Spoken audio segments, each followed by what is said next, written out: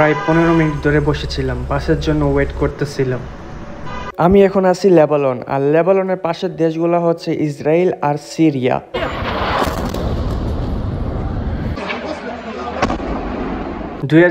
সালে লেবাননের যুদ্ধ চলছিল, এখন কি অবস্থা? আমি আজকে লেবাননের রাজধানী বৈরুতে 12 ঘন্টা কাটাবো, বিভিন্ন জায়গায় ঘোরাফেরা করব, বিভিন্ন খাবার খাবো। এখন আমি যাচ্ছি একটা মেলায়, আর এই জায়গাটার নাম হচ্ছে সুলাহাট।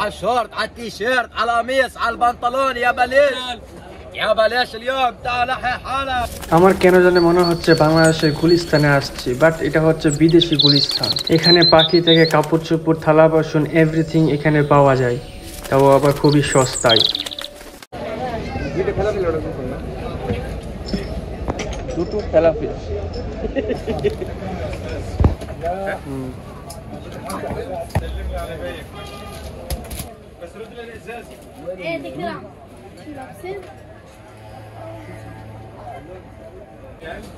কেমন লাগে?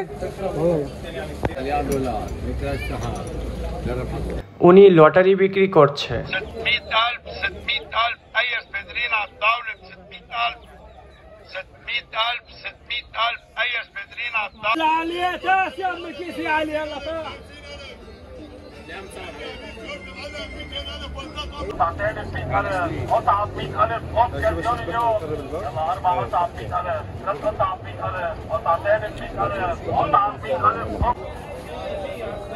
অরিজিনাল পুমা, ডুপ্লিকেট আদে আয়।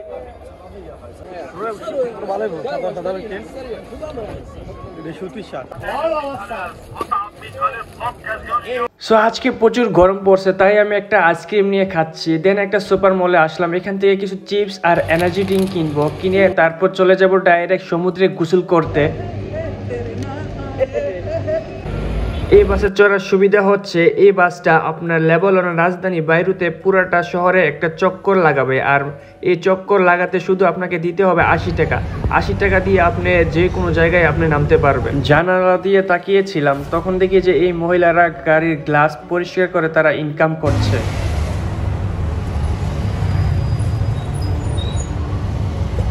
বাচ্চাটার দিকে নজর পড়লো, বাচ্চাটা খুবই কিউট ছিল, দেখতে খুবই সুন্দর ছিল। এই বাচ্চাটা নিয়ে ওরা কাজ করছে, আর ওরা সারাদিন হয়তো এখানে গাড়ি পরিষ্কার করে।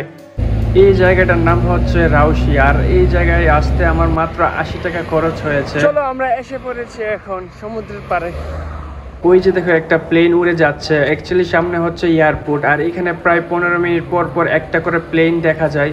ভাবতেও খুবই অবাক লাগছে, কারণ মাত্র 80 টাকা দিয়ে এত সুন্দর একটা জায়গায় আসতে পারলাম। তারপর একটু পরে গুছুলো দেব। পানি যে ময়লা, এসে দেখি যে এখানে প্রচুর মানুষ অলরেডি গোসল করতেছে, কেউ ফালাফালি করে লাফালাফি করতেছে, আর কেউ তো রোদ পোয়াচ্ছে। এই সিঁড়িটা দিয়ে নিচে নামতে হবে, আর এখানে আসতে হলে কোনো টাকা দেওয়া লাগে না, এখানে ফ্রি, সবাই এখানে ফ্রিতেই নামতে পারে। কিছু কিছু জায়গা আছে প্রাইভেট প্লেস, সেখানে টাকা দিয়ে ঢুকতে হয়। কিছু মানুষ এখানে মাছ ধরতেছে, আর এদের মাছ ধরার কারণ হচ্ছে তারা এমনিতেই শখের কারণে তারা মাছ ধরে।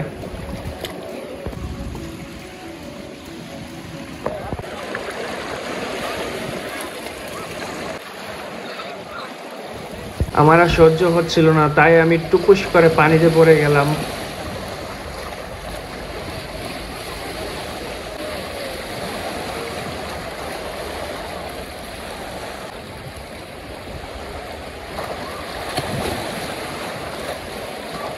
পানি খুবই পরিষ্কার সচ্ছল, নিচ পর্যন্ত পানিতে কি আছে তা দেখা যায়।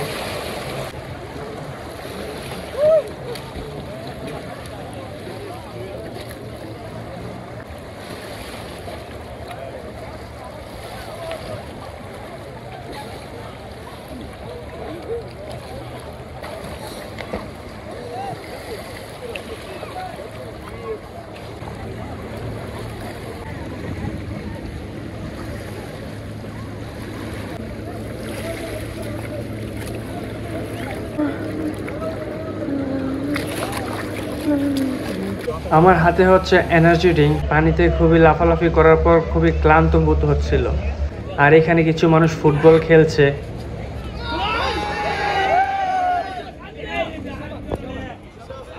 তো তো ফাইনালি অনেকক্ষণ ডুবাডুবি করার পর ভাবলাম এখন বাসায় চলে যেতে হবে, তাই আবার আমি ওই বাসের জন্য অপেক্ষা করছিলাম। হ্যাঁ